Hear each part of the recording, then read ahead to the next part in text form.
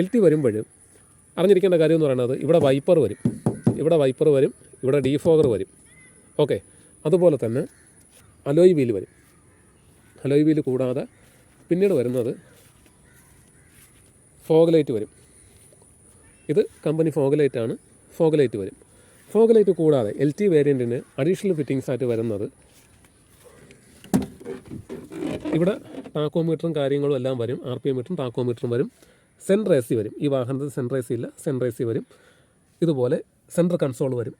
പിന്നെ തുടങ്ങിയിട്ടുള്ള മറ്റ് ഫീച്ചറുകൾ ഇവിടെ കൈപ്പിടിയുടെ ഭാഗത്ത് ഹാങ്ങറും കാര്യങ്ങളെല്ലാം വരുന്നുണ്ട്.